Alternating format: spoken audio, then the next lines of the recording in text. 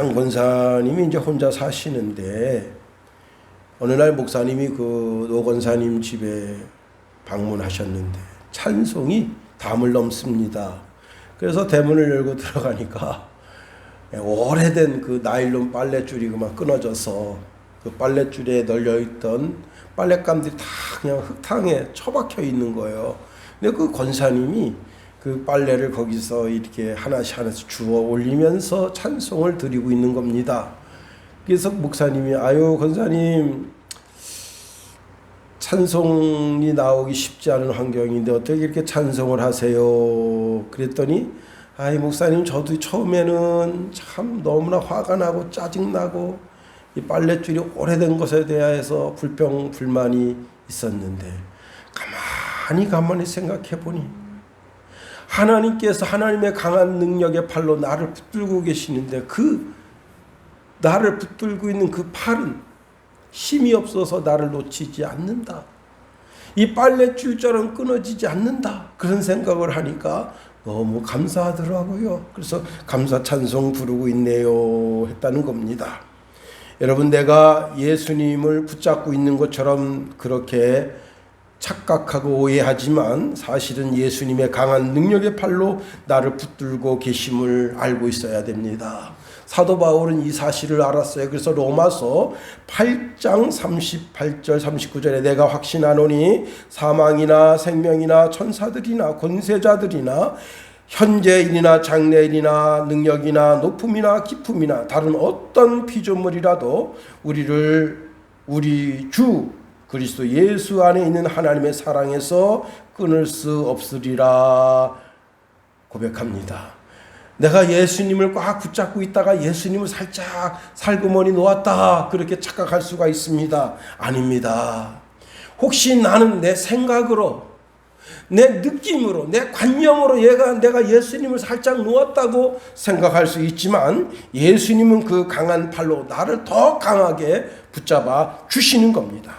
주님은 벳세다 광야에서 기적을 베푸시고 그리고 이제 배를 타시고 게네사렛 땅에 건너오셨습니다. 그리고는 이 게네사렛 땅에서 대대적인 기적을 베풀어 주셨습니다. 주님이 이렇게 많은 기적을 베풀어 준 땅이 그렇게 많지가 않습니다. 그런데 이들에게 이렇게 기적을 베풀 수 있었던 것은 이들이 그만큼 예수님을 원했다는 거예요. 그래서 오늘 보면 34절 35절에 보면 그들이 건너가 게네사렛 땅에 이르니 그곳 사람들이 예수이신 줄을 알고 그 근방에 두루 통치하여 모든 병든 자를 예수께 데리고 왔다 합니다. 어떤 사람은 그리스도를 멀리하는 사람이 있어요. 그리스도가 내 삶에 오는 것을 아주 그냥 알러지 반응을 일으키면서 밀어내는 사람이 있습니다. 거라사 지역에 있는 사람들이 그랬어요. 거라사 지역에 귀신 들려서 이 사람이 집에 살지 못하고 무덤가에 살면서 소리를 고래고래 지르면서 삽니다. 그러니 사람들이 무서워서 그 사람 가까이 못 가는 거예요. 그런데 예수님께서 거라사 지역에 갑니다. 그랬더니 그 청년이 소리 지르면서 가장 높으신 하나님의 아들이신 예수님, 당신이 저와 무슨 상관이 있습니까? 제발 저를 괴롭히지 마세요 하고는 막 소리 지릅니다. 예수님께서 그 청년 속에 있는 귀신을 나가라 그렇게 명령하셨습니다. 그리고 예수님께서 그 청년 속에 있는 귀신에게 물어봤어요. 내 이름이 무엇이냐? 그랬더니 레기온 군대입니다 라고 대답한 겁니다. 자, 그랬더니 그 귀신들이 그 청년 속에서 우리를 지옥에 들어가지 말게 해주세요 하면서 그들이 간청합니다. 그리고 그때 마침 언덕 밑에 많은 돼지떼들이 풀을 먹고 있는데 귀신들이 자기들 그 돼지떼에 들어가게 해달라 합니다. 그래서 예수님께서 허락하니까 그 귀신들이 그 돼지떼 무리 속에 들어가서 돼지떼 속에 들어갔더니 그 돼지들이 그 밑에가 물살이 깊은 호수인데 거기에 다 빠져서 죽어버린 거예요. 그 돼지몰이 하던 그 돼지몰이가 이제 자기 주인들한테 쫓아가서 큰일 났습니다. 큰일 났습니다. 돼지들이 다 그냥 물살로 들어가서 다 몰살했습니다. 그러니까 그것을 지켜보던 많은 사람들, 특별히 그 돼지 주인이 예수님더러 우리 마을 오지 마시오, 우리 마을에서 꺼지시오 하고 예수님을 내쫓은 겁니다. 예수님을 내쫓는 사람, 예수님을 거절하는 사람, 그 사람에게 어떻게 예수님께서 기적과 이적을 베풀어 주실 수 있겠어요? 그리스도가 필요 없다는 사람, 내 영혼에 상관하지 말라고 하는 사람, 나를 그냥 내버려 두려고 하는 사람, 그런 곳에서는 주님은 기적과 이적을 베푸시지 않으셨습니다. 그런데 게네사렛 사람들은 달랐어요. 먼저 이들은 예수님을 알아보았다 했습니다. 35절 상반절에 보면 그곳 사람들이 예수이신 줄을 알고, 당시 예수님이 그 벳세다 광야에서 이 게네사렛 지역에 오셨을 때 그때 배에는 오직 제자들만 있었던 것은 아닙니다. 제자들도 타고 있었고 일부 그래도 신앙심이 좋은 그런 믿음의 형제들이 그 배에 같이 타고 있었습니다. 근데 그 사람들이 일부 게네사렛 사람들인데 그 사람들이 게네사렛에 도착하자마자 자기 동네에 들어가서 그 벳세다 광야에서 오병이어의 기적이 베풀어진 것을 보았고, 또 바다 위에서 예수님이 물 위로 걸어오신 것을 보았고, 베드로가 예수님 말씀 따라 물 위로 걷다가 물에 빠진 것도 보았고, 예수님이 그를 일으켜서 같이 바다를 걸어서 배에 올라가신 것도 보았고, 그 배에 오르자마자 그 풍랑이 그렇게 일던 그 바람과 그 풍랑이 싹 잔잔해진 것을 보았고, 그래서 이들이 동네 돌아다니면서 모든 사람들에게 예수님에 대하여 증거하게 된 겁니다. 자, 사실 유대인들은요, 예수님의 정체를 잘 몰랐어요. 그래서 요한복음에 보면 아주 섭섭한 글을 쓰고 있습니다. 요한복음 1장 9절 11절에 보면 참 빛 곧 세상에 와서 각 사람에게 비치는 빛이 있었나니 그가 세상에 계셨으며 세상은 그로 말미암아 지은 바 되었으되 세상이 그를 알지 못하였고 자기 땅에 오매 자기 백성이 영접지 아니하였다 했어요. 예수님은 섭섭하죠. 예수님은 창조주 자신이신데 창조주 자신을 몰라줘요. 여러분, 내가 어디 갔는데 나를 몰라줘 보세요. 응? 제가 아주 전도사 때인데 제가 모시고 있었던 그 목사님이 우리 교단 총회장님이셨어요. 그래서 제가 그분을 모시고 신문사에 갔어요.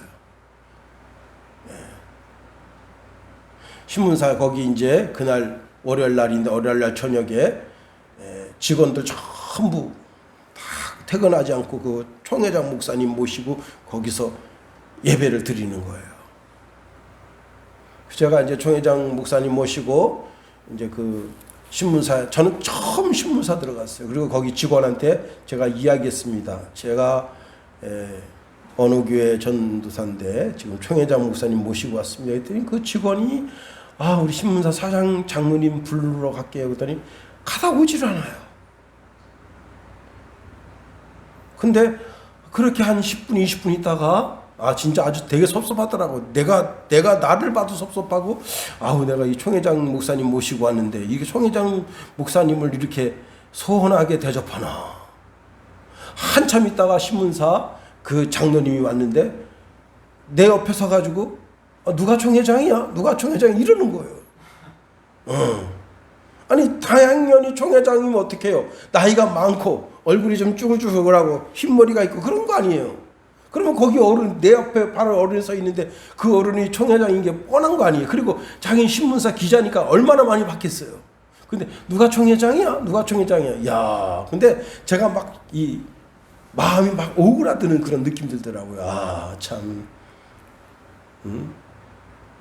근데 오늘 아침에 문자가 왔어요. 그분이 죽었다는 문자가 왔어요.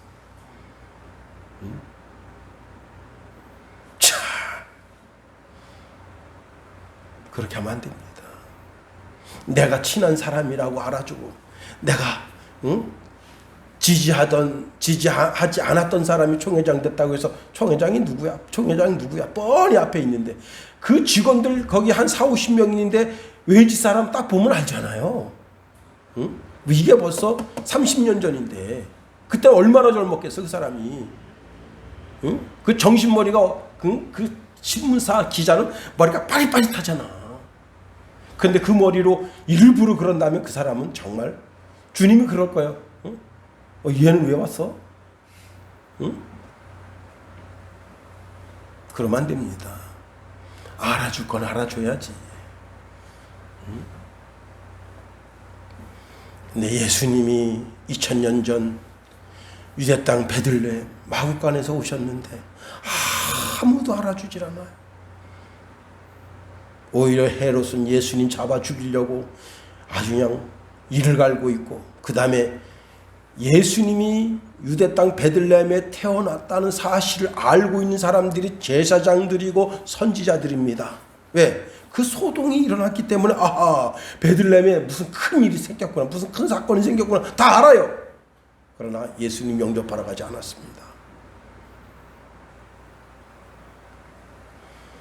예수님을 몰라줘요. 자, 사복음서를 쫙 들여다보면 사복음서가 동일하게 말하는 내용이 있어요. 예수는 그리스도다. 그걸 말하고 있어요. 예수는 하나님의 아들이다. 그걸 말하고 있어요.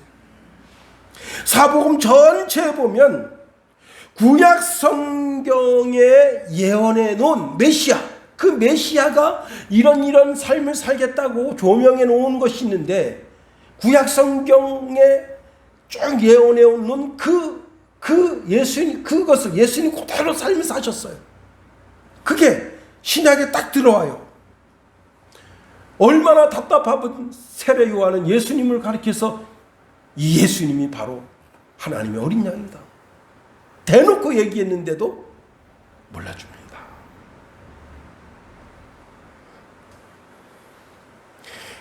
예수님께서 이제 최종적으로 십자가를 지시기 위해서 예루살렘 향하여 올라가십니다. 누가복음 19장 42절에 보면 이렇게 말씀하고 있어요. 이르시되 너도 오늘 평화에 관한 일을 알았더라면 좋을 뻔하였거니와 지금 내 눈에 숨겨졌도다. 모든 유대인 눈에 숨겨져 있어요. 봐도 보지 못하고 들어도 듣지 못하고 마음으로도 깨닫지 못해. 이게 참 불쌍한 거예요. 이사야 선지자가 말합니다. 이사야서 6장 9절 10절에 보면 여호와께서 이르시되 가서 이 백성에게 이르기를 너희가 듣기는 들어도 깨닫지 못할 것이요 보기는 보아도 알지 못하리라 하여 이 백성이 마음이 둔하게 하며 그들의 귀가 막히고 그들의 눈이 감기게 하리라 염려하건대 그들의 눈으로 보고 귀로 듣고 마음으로 깨닫고 다시 돌아와 고침을 받을까 하노라 하시기로. 여러분, 유대인들은 자신의 눈으로 보아도 보지 못했고 들어도 듣지 못했고 영적인 소경이 되어서 결국은 예수님 십자가에 못 박아 죽였다. 고린도전서 2장 3절에 보니까 이 지혜가 뭐예요? 사람의 영혼을 구원하는 지혜. 사람을 구하는 지혜. 이 지혜는 이 세대의 통치자들이 한 사람도 알지 못하였나니 만일 알았더라면 영광의 주를 십자가에 못 박지 아니하였으리라. 당대의 최고 지혜자가 누굽니까? 바로 헤롯 왕이죠. 최고 지혜로운 사람이 한 나라의 대통령이 되는 거예요. 최고 지혜로운 사람이 누굽니까? 빌라도죠. 총독으로 유대 전체를 관할하는 거예요.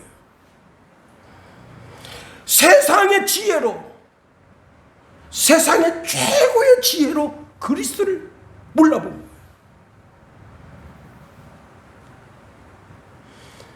여러분, 그게 얼마나 어리석은 거예요. 바울은 이 시대 이 사람들이 그리스도를 마음에 두기를 싫어했대요. 로마서 1장 28절에 보니까 또한 그들이 마음에 하나님 두기를 싫어하며 하나님께서 그들을 그 상신한 마음대로 내버려 두사 합당하지 못한 일을 하게 하셨으니 영안이 열려야 돼요. 영적인 눈이 열려야 돼요. 유튜브에 뭐가 나오는가 하면 이 아이가 말을 못 듣는 거예요. 말을. 와, 눈은 정상인데 근데 거기다가 보청기를 달아줍니다. 보청기가 베비용 보청기인데 여러분 그 이제 블루투스 이렇게 이어폰 끼고 다니죠. 그것도 조금 커요. 근데 얘가 이거를 처음에 딱 껴주니까 막 싫어해요. 근데 엄마가 걔 이름을 부릅니다. 제시 그러니까 얘가 눈이 동그래져요. 미국 애들은 또 눈이 좀 크잖아. 눈이 이렇게 동그래져요. 어? 그랬더니 막 동그라서 이러면서 막 엄마를 쳐다봅니다. 처음으로 목소리를 듣는 거예요. 또 어떤 애들은 색시 색을 구분 못하는 거예요. 그런데 그 아이한테 특수안경을 껴줍니다. 와, 어떤 애는 초등학교 5학년인데 막 울어요. 대성통곡하고 울어요. 와, 가슴 찡하더라고. 내가 오늘 너 생일을 맞아서 특별한 선물 사줄게. 근데 얘는 뭘 기대했냐면 이제 강아지를 기대한 거예요. 이름도 전화서 파피라고. 그래가지고 이제 막 벽에 강아지 그 101마리 강아지 있잖아요. 그 강아지 쫙 저거 그러니까 아니 엄마가 다른 거 어디 눈을 감아봐라 그래요.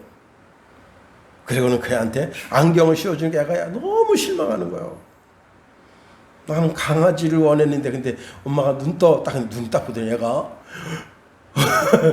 눈이 이만한 눈이 여기서 빠져나오려고 그래. 이야, 참 본다는 것이 얼마나 중요하고 듣는다는 것이 얼마나 중요한가.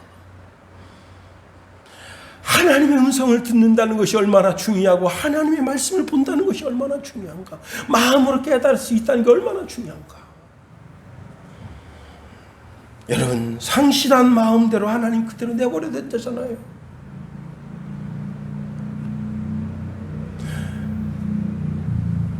제가 상계역에서 전도하다가 술 취한 그 청년한테 빡 한 대 맞았어.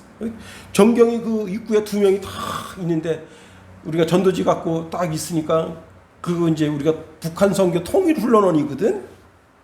이게 그 사람이 와서 물어봐요. 이게 통일 훈련원이 어디입니까? 그래서 그 용산 어디 있는지 쭉 얘기해주고 우리는 우리 이 통일 선교원은 북한 통일부 이게 뭐죠? 이름 잊어버렸네. 거기하고 연관돼 있는 거기 산하기관입니다. 그래서 함부로 못 건드려요, 우리를. 국가 경찰도 못 건드려. 경찰도 못 건드리고 군인도 못 건드려. 그리고 우리는 이제 대신 안보 교육을 받으러 가요. 모든 거기 관계되어 있는 이제 그 어느 정도 직급 가지고 있는 사람들은 선생들하고 똑같이 취급받아요. 그래서 1년에 2차례 한 번은 이제 4일부터 그 안에 가면 그 통일부 산하 교육시키는 데 있어. 거기 가서 교육받아야 돼요. 처음에 우리는 이제 우리는 전도사들은 시간을 잘 지켜요.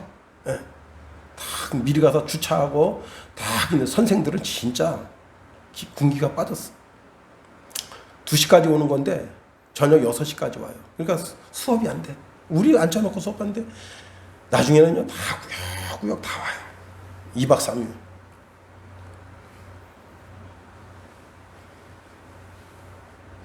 선생들은 시간만 때우면 되는 거야. 우리는 뭐예요? 북한 선교를 위해서 이 한 번 바친다 이게. 그러니까 그분들이 놀라는 거예요. 아유, 다 선생인 줄 아는데 다 뭐 아니거든. 선생들이 아니거든. 어서 오셨죠? 예, 우리 북한 선교 통일훈련원에서 왔습니다. 거기가 뭐 하는 데죠? 예. 그 강사들이 우리만 쳐다봐요. 다 자. 선생님들 다 자. 왜? 시간만 때우러 온 거야. 근데 마지막 날이 뭐냐? 북한 휴전선 거기 이제 땅굴 구경 가는 거예요. 근데 우리 작년에 갔다 왔잖아. 우리가 강사한테 얘기했어요. 우리 진짜 이거 2번 갔다 오는 건데 이번 또 3번째 하는 건데 우리 빼주면 안 되냐 그랬더니 갔다 오셨어요? 그 갔다 왔다고. 그래서 우리 그건 안 갔어요. 그래서 우리는 1박 2일로 끝난 거예요. 교사들은 2박 3일로. 참, 여러분. 근데 전도사님들은 그냥 눈이 동그래가지고 그냥 무슨 고등학생 수업 받는 것처럼 다 수업 받는, 그거 다 학생들이잖아요. 또 전도사님들이 다 대학원생들이고, 그러니까 다 수업 받는 것처럼 돼. 그래서 그러니까 그분들이 우리 앉혀놓고 수업하는 거야. 또 우리가 얼마나 또 잘 받아주니까. 그 목사님들한테 설교할 때 졸면 어떻게 돼요? 전도사가 졸면 혼나잖아. 그러니까 전도사 눈 딱 뜨고 이러면서 저 옛날 생각나네요. 자, 예수님께서 왜 게네사렛 지역에서 엄청난 기적을 베풀어 주셨느냐? 그들은 예수님의 정체성을 아는 거예요. 그래서 많은 사람들이 서로가 서로에게 기별하고, 그리고 다 그 게네사렛 지역 사람들이 다 모인 거예요. 내가 그리스도의 정체를 알았다면 모르는 그 사람에게 예수 그리스도의 정체를 알려줘야죠. 강권해서 데려다가 예수님 앞에 있게 해야죠. 그래서 30절 중간절에 보면 그 근방에 두루 통지하여 그랬습니다. 여기 통지하여라고 하는 그 단어가 뭐냐면 그 유명한 아델스텔로라고 하는 단어예요. 아델스텔로. 이게 아델스텔로는 뭐냐면 앞서 보내다, 그런 뜻이에요. 자, 그런데 이 아델스텔로에서 아델스텔로라고 하는 단어에서 사도라는 단어가 나온 거예요. 근데 이들은 예수님이 보낸 게 아닙니다. 이게 중요해요. 예수님이 야, 너들 말이야, 내 앞서가서 그 동네 다니면서 전도해라, 그렇게 한 게 아니에요. 자기가 자신 스스로에게 사명을 지운 거예요. 내가 예수님 여기 지금 게네사렛에 오셨는데, 그 예수님 앞서서 이 동네 다니면서 다 병든 사람, 혹시 마음이 좀 껄끄럽고 괴로워하는 사람 다 예수님께 와서 예수님 말씀 듣고 심령을 고치고, 육신이 연약한 사람 육신을 고치는 그런 역사를 이뤄야 되겠다. 그래서 자기가 자기 자신 스스로에게 명령해서 자기 자신 스스로가 사도가 된 거예요. 이게 놀라운 겁니다. 여러분, 되는 집은 뭐가 달라도 달라요. 마음가짐이 달라. 보는 게 틀려. 듣는 게 틀려. 그래서 자기가 자기 자신을 보내는 거예요. 이 영적 축복에 나 혼자만 이 영적 축복 받으면 안 되지. 다 와서 영적 축복을 받아야지. 여러분, 벳세다 광야는 예수님께서 일반적으로 베풀어 주신 축복이었어요. 벳세다 광야에 장정만 5,000명, 아니 전체에서 25,000명, 그들은 예수님께서 일반적으로 베풀어 준 축복이었지만, 게네사렛 호숫가에 이루어진 이 축복은 저들이 예수님께 요청해서, 누가 모이라고 한다고 모이나요? 안 모여요. 강제로 그들을 집권해서 그들을 전부 다 끌어다가 예수님 앞에 끌어다 앉힌 거예요. 그리고 일어난 기적입니다. 지난 금요 시간 때 말씀드렸나요? 영국의 웨일즈 지방에 있었던 놀라운 붕의 역사. 1904년 영국 웨일즈에 이반 로버츠라고 하는 젊은 광부가 있었습니다. 광부, 여러분 지금은 제가 작년에 삼척 도계 갔다 왔어요. 도계가 뭐냐? 거기가 탄광이에요, 탄광. 거기 우리 후배 목사님이 거기 계셔가지고 한번 오세요. 그래서 딱 갔는데 그 탄광 아무 차나 못 들어가요. 그 차는 들어갈 수가 있어, 거기를. 탄광 그 지역을 지나갈 수 있어요. 그 길로 쫙 지나가면서 천천히 가면서 설명을 해주는 거예요. 와, 그런데 그 탄광에서 일하는 광부 그분들이 아침에 밤새 일하고 나오는 거예요. 탄광은 어차피 그 안에는 깜깜하니까 그게 3교대로 들어가서 일한다든가 하여튼 2교대로 일한다든가 하여튼 그래서 가서 들어가서 일을 하고 나오는데, 그 광부들이 나오는데, 딱 나와가지고 이렇게 옷을 탁 툭툭 털고, 그 다음에 바람 나오는 거 다 먼지 다 털고, 그러니까 신사 같아요 전부. 근데 이때는 그게 아닙니다. 이 장비가 아주 허술해요. 겨우 마스크나 쓰고 눈이나 이렇게 가리고 전신이 뭐 탄이죠. 이 손톱 끝에 전부 탄이 묻어있고 눈썹에도 탄이 묻어있고, 그런 별 볼 일 없는 사람이 이반 로버츠라고 하는 젊은이입니다. 근데 이 이반 로버츠는 영국이 너무 도덕적으로 타락해 가고 있는 그 영국을 다시 한번 살려야 되겠다고 하는 그런 성령의 불이 그 사람 속에서 이글이글거리고 있었어요. 누가 보낸 게 아니에요. 광부라고, 광부. 목사가 아니에요. 전도사도 아니에요.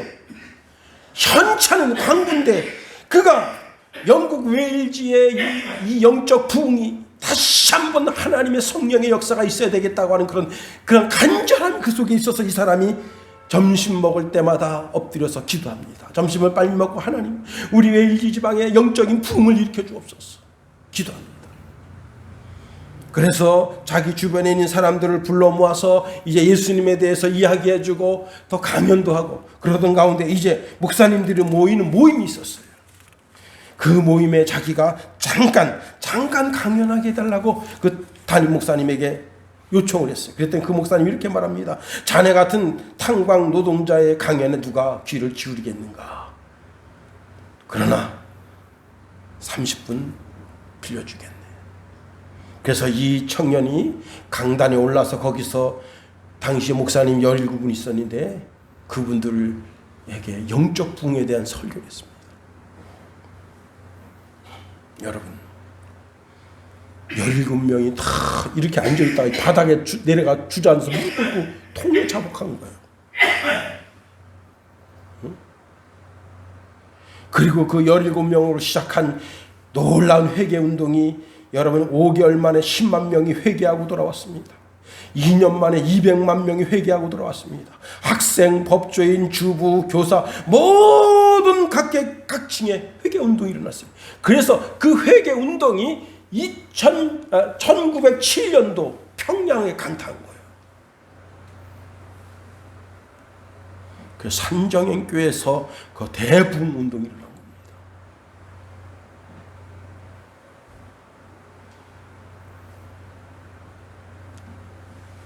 이 사람은 반드시 예수님 앞에 가야 돼. 이 사람 너무 우울증으로 괴로워하잖아. 이 사람 반드시 예수님 앞에 가야 돼. 이 사람 질병으로 고통당하잖아. 예수님 앞에 가야 돼. 나 자신 스스로가 나 자신을 사도라고, 하나님의 말씀을 증거하는 증거자라고, 대언하는 대언자라고, 전도자라고 자기 스스로 세워서 그 게네세라 있는 사람 다 끌고 가니 어마어마한 기적이 일어난 거예요. 제가 이제 아침마다 텃밭에 가서 이제 물을 주는데, 요 며칠 전에 우리 아파트에 아주 사원사에 아주 그냥 보살님이 계세요. 근데 제가 이제 그날 좀 늦게 갔어요.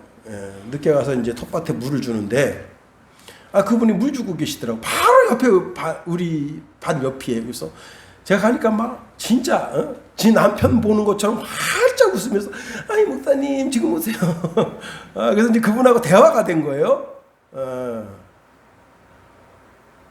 그런데 깜짝 놀랐어요. 자기 아들이 세례를 받았대요. 그러니까 자기 남편은 예수 믿는 사람이요. 자기 남편은 예수 믿는 사람이고 자기는 사문서 다니는데 자기 시어머니가 아주 권사님이가 진짜 아주 독실한 신앙인이에요. 그래가지고 자기 아들을 유아세례를 줬대. 유아세례. 그런데 유아세례 받으러 갔는데 그때 찬송가를 들으면서 그렇게 눈물이 나오더래요. 자기는 불심이 좋아서 사문서 다니는데. 근데 내가 그랬어요. 잘 들으세요. 내가 보니까 당신은 하나님 딸입니다.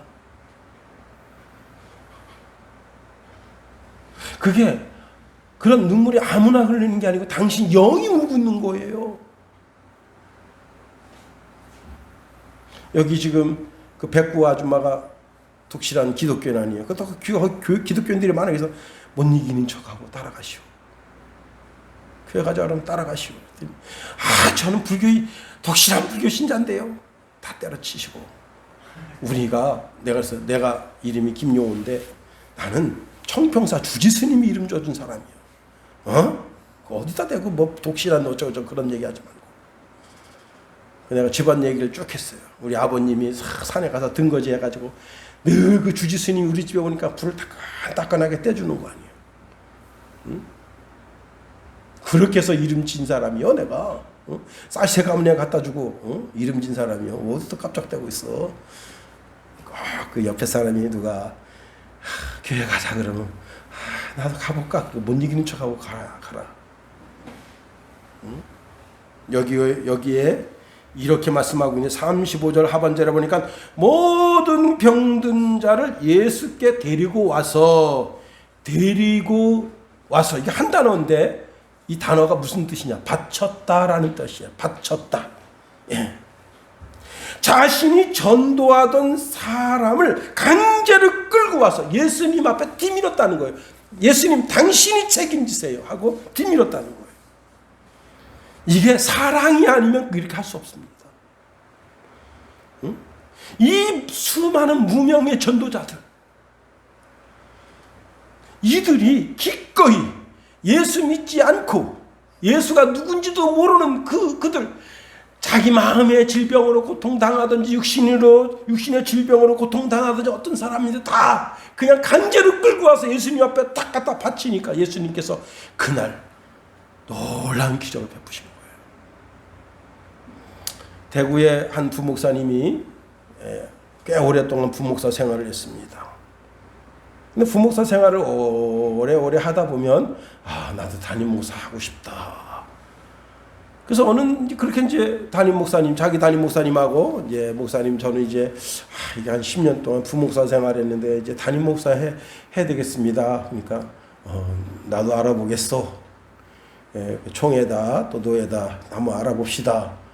그렇게 해서 이제 개청 나가긴 쉽지 않고 어디 청빙해 주는 데 있으면 청빙 받아서 가려고 그러고 있는데 속이 자꾸 메시껍고 헛구역질이 나고 뭐가 좀 이상해요. 그래서 병원에 갔더니 암인데 암사기예요. 담임 목사도 못 해본 데다가 이제 죽을 판이야. 그냥 피골이 상접한 사람처럼 먹으면 토하고 빼빼빼빼 마르는데 그렇게 된 거예요. 그럼 교회에다 더 있을 수 있어? 삶에서. 아니, 목사는 부목사든 담임 목사든 예수님 최고 사랑하는 사람인데 어떻게 그렇게 암이 생겨? 그럼 어떻게 죽음의 문턱에 가까이 가? 그러니까 사람들이 뭐예요? 저 저주받은 거 아니에요? 시선도 그렇게 곱지 않습니다. 그런데 자기는 이제 죽음의 날만 기다리는 거야. 의사가 기껏 살아야 한 6개월 산다. 근데 진천에 자기 친구가 유학을 가면서 자기 후임자로다가 이 목사님을 지목한 거예요. 그 목사님 내 친구인데 참 신실한 분입니다. 와서 한번 선보는 담임 목사 하는 선보는 설교라도 한번 시켜봅시다. 그러니까 담임 목사가 적극 추천하니까 장로님들이 또 권사님들이 그래 봅시다. 그래서 이제 죽을 날만 기다리는 이제 6개월 중에서 이제 벌써 한 2달 까먹고 이제 한 6달 남았습니다. 그런 분이 이제 친구가 여러분 친구 참 잘 사귀어야 돼. 그래서 개떡 같은 친구 누가 추천해 줍니까? 신실하고 그러니까 와서 한번 설교 좀 할래. 근데 다 왔는데 너무 말라가지고 양복이 저는 지금 양복이 지금 늘어나가지고 지금 그런데 이게 양복이 이렇게 된 거예요. 빼빼 마른 사람이 강대상에 올라와서 설교를 하는데 이 부목사님 마음에 나 오늘 설교하다 죽더라도 내가 참 진리의 말씀 전해야 되겠다. 내가 오늘 마지막 설교다. 그리고 정말 진실하게 설교를 했습니다. 지금 김용호가 설교하는 것처럼. 그런데 이 강대상에서부터 저 끝에까지 성령이 파도치기 시작하는데 은혜 못 받은 사람이 없어. 그래서 이제 이 목사님은 다시 또 이제 대구로 내려갔어요. 근데 그날 이제 그 담임 목사님하고 장로님 그 부목사 청빙위원회에서 회의를 했습니다. 근데 장로님이 그분 돌아가실 때까지 우리가 모시자 이렇게 된 거예요. 그런데 그 교회 와서 이제 4개월이면 죽을 줄 알았는데 안 죽었습니다. 그리고 점점점 살이 붓기 시작하는데 지금은 김용호처럼 됐어요. 응? 그리고 저 교회는 목사가 죽는 줄 알고 왔는데 살아났다. 그러니까 교회가 막 살리는 교회다 소문이 났어요. 그래가지고 막 교회가 막 그냥 풍된 거야. 그리고 목사님이 늘 항상 늘 어떤 마음을 가지냐면 나 오늘 설교하다 마지막 오늘 죽는다고 생각하고 설교한다. 늘 그렇게 설교 준비하는 거예요. 그래서 그 교회가 크게 부흥됐다는 거예요. 예수님 앞에 있어야 돼요. 이 부목사님이 나 이제 뭐 6개월 남았는데 요양원 좋은 데 가서 좋은 공기 마시고 좋은 물 마시고 좋은 약 먹다가 오라 그러면 가야 되겠다. 그런 마음 먹었으면 며칠 후 이거 부르는 거예요. 그런데 나 마지막 죽는 앞에서도 주의 사명 감당하다가 죽겠다. 마음에 결심하니까 주님께서 야 불쌍하구나. 야, 너는 진짜 장수하다 와라. 그러니까 지금 살쪘는데 저처럼 쪘다고. 예? 여러분 혹시 기적이 생기지 않더라도 주님이 그 영혼을 데리고 가시면 더 감사한 거 아니에요. 주님 앞에 있다가 가야지. 말라기서 4장 2절에 보니까 내 이름을 경외하는 너희에게 공의로운 해가 떠올랐어. 치료하는 광선을 비추리니 너희가 나가서 외양간에서 나온 송아지같이 뛰리라.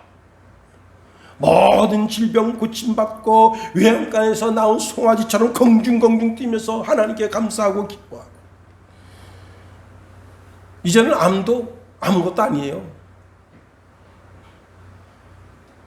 제가 한 2년 전에 암 치료 주사 12번 맞는 치료 주사가 3억 원이다. 제가 뭐 말씀드린 적이 있었는데 그거를 국가에서 이제 의료보험을 해주겠대요.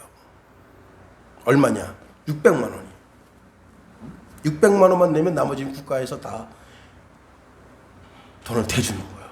그런데 이게 뭐냐면 지금은 혈액암만 이게 됩니다. 혈액암 걸린 사람 그 몸에 있는 암세포를 끄집어내요. 그래서 그걸 유전자 조작을 해주는 거예요. 그러면 그 T세포를 갖다 거기다 집어넣으면 어떤 일이 생기느냐. 이 T세포가 돌아다니면서 암세포만 잡아먹는 거예요. 그래서 그냥 나요. 근데 그게 3억 원짜리인데 그게 3억 원짜리를 600만 원만 내면 되도록. 그런데 자 지금은 혈액암만 그렇게 되는데 이게 조금 좀 더 발전하면 어떻게 되겠어요? 뭐 다른 폐암이나 위암이나 뭐 간암이나 정말 못하겠어요? 응? 그날 수많은 사람들이 그리스도 앞에 와서 너무너무 많이 왔어. 너무너무. 예수님께서 한 사람 한 사람 보듬어가면서 하나님 이 딸 좀 고쳐주세요. 근데 저 뒤에 있는 사람이 이거 너무 많아. 나는 예수님 가까이 가지도 못하고 오늘 나 이거 다시 되돌아가면 나는 기억 없어. 안 돼. 너무 많이 왔어. 저 전도사님 말이야 눈치코치 없게 한 10명만 데리고 오든지 20명만 데리고 오든지 동네 사람 죄다 데리고 와서 한 2,000명 3,000명 와가지고 죄다 예수님 기도 받겠다고 지금 저러고 있는데 나는 오늘 이러다가 나는 기도 못 받고 나는 여기서 죽을 것 같아. 그래가지고 사람들이 뭘 생각했느냐. 마태복음 8장에 보면 예수님께서 말씀 증거하고 있는데 회당장이 와서 이렇게 말합니다. 내 딸이 지금 죽어가고 있습니다. 오셔서 내 딸 좀 고쳐주십시오. 그래서 예수님께서 가자 하고 베드로, 야고보, 요한 데리고 쭉 가는데 12년 혈중 앓던 여인이 내가 예수님 옷자락만 만져도 나 안 받는다. 내가 예수님 옷자락만 만져도 나 안 받는다. 딱 만지니까 예수님 가다 멈췄어요. 그리고 누가 내 옷자락을 만졌느냐 할까요? 제자들이 예수님 사람이 이렇게 많은데 그런 말씀하시면 안 되죠. 그때 여인이 부끄럽게 제가 만졌어요. 나라 안심하라 네 믿음이 너를 구원하였느니라. 그런데 예수님 더 가려고 하니까 그 회당장에서 사람이 와가지고 그 회당장한테 이야기합니다. 여보, 회당장님, 당신 딸이 조금 전에 죽었어요. 예수님 괴롭히지 마세요. 회당장의 얼굴이 얼굴빛이 싹 바뀝니다. 절망의 빛이. 살아있을 때는 그가 지고 아무것도 아닌데 죽었다니. 그러면서 원망의 눈으로 그 여자를 탁 쳐다보는데 예수님께서 두려워하지 말고 믿기만 하세요. 그래, 왜냐면 다 갖다 입었어. 원래 부잣집은요, 대신 울어주는 여자들이 있어요. 곡하는 여자들, 아이고. 이분, 그 앞에 있는 이제 친정어머니가, 시어머니가 돌아가셔서 그럼 이분 벌려.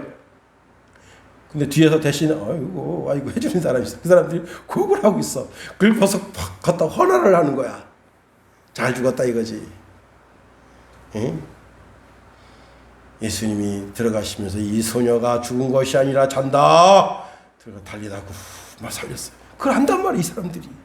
그래서 그 12에 혈증 앓던 여인이 옷자락만 만져도 예수님 다 고침받았다는데 우리도 예수님 옷자락이라도 만지면 안 되겠어요? 예수님 허락해 준 거예요. 그게 오늘 마지막 절입니다. 마지막 절 36절 다 같이 한번 읽어봅니다. 시작. 다만 예수의 옷자락이라도 손에 대기를 하시기를 간구하니 손을 대는 자는 다 나음을 얻으니라. 예수님 옷자락이라도, 옷자락이라도. 그랬더니 다 고침을 받았다고. 이 사람들이 예수님의 옷자락이라도 만지게 해달라고 간구한 간구는 점잖은 간구가 아닙니다. 이거는 아주 절박한 간구예요. 예수님께서 말씀하십니다. 구하라, 구할 것이요. 찾으라, 찾을 것이요. 문을 두드리라, 열릴 것이다. 세상도 그러할진데 하물며 기도의 약속에 보증을 주시는 그리스도이시겠는가 하는 겁니다. 이들이 겸손하게 옷자락을 만지게 해달라고 했을 때 그들이 예수님 옷자락을 만져라, 마음껏 만져라. 그리고 그날 만짐을 받는 사람마다 다 나음을 입은 거예요. 여러분, 우리의 간구, 우리의 기도가 그리스도에게 들려지게 될 때 창조의 그리스도께서 내 옷자락을 만져라. 여러분, 사도 요한이 반모섬에서 보니까 예수님께서 빛나고 흰 옷을 입으셨는데 그 옷자락이 교회를 썩 끌고 다닙니다. 지금 이 시간도 예수님의 옷자락이 여러분을 싹 돕고 다니고 계셔요.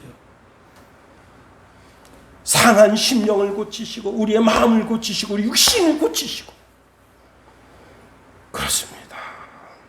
시편 10절 17절에 보니까 여호와여 주는 겸손한 자의 소원을 들으셨사오니 그들의 마음을 준비하여 귀로 기울여 들으시고 잠언서 3장 34절에 보니까 진실로 그는 거만한 자를 비웃으시며 겸손한 자에게 은혜를 베푸시나니 이사야서 29장 9절에 보니까 겸손한 자에게 여호와로 말미암아 기쁨이 더하겠고 그렇습니다. 게네사렛 지역에 있는 사람들이 그렇게 큰 축복을 받을 수 있었던 것입니다. 무명의 전도자들, 그들의 헌신과 수고가 있었어요.